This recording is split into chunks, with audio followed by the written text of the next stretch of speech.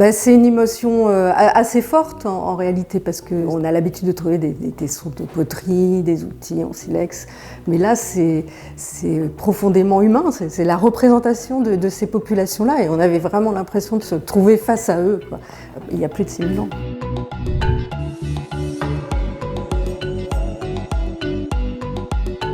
Une page archéologie avec cette découverte exceptionnelle dans la Somme, une statuette vieille de plusieurs milliers d'années. Elle a déjà un nom, elle s'appelle la Dame de Villers-Carbonel. C'est dans cette petite commune que cette représentation féminine a été retrouvée.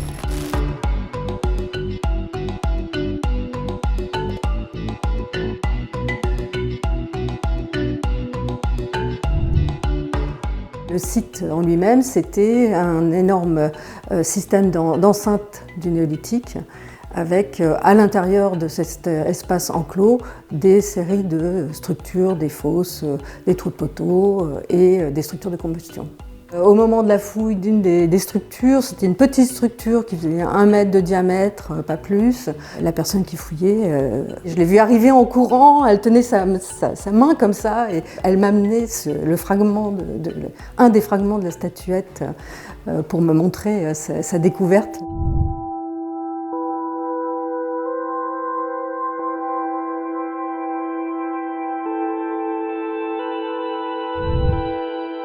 C'est une émotion assez forte en réalité, parce qu'on a l'habitude de trouver des tessons de poterie, des outils en silex, mais là c'est profondément humain, c'est la représentation de ces populations-là, et on avait vraiment l'impression de se trouver face à eux, quoi, à la représentation qu'ils se donnaient eux-mêmes il y a plus de 6000 ans.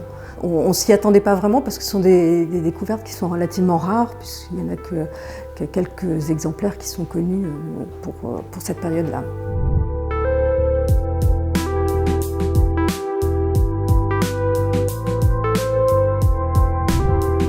Ça a permis de revenir sur ces objets qui ont été trouvés par le passé, souvent assez anciennement, et de réfléchir à leur interprétation en dehors de cette idée de déesse mère qui est totalement abandonnée maintenant, et de revenir à des interprétations un peu plus sociales. Ce sont des objets qui sont facilement transportables, donc on peut imaginer que comme ce sont des populations qui vivaient en réseau, qui ne vivaient pas isolées dans leur village, que c'était aussi des éléments qui pouvaient être transportés et amenés à certains moments de réunion festives de ces différents groupes.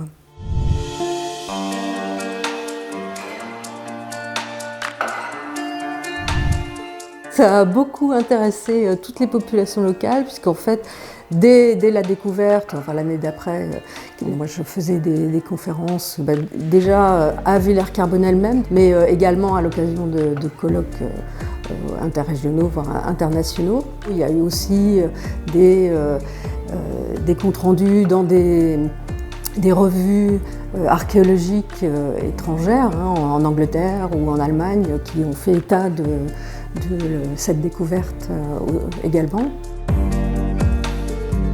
Pour moi, c'était une fouille vraiment passionnante.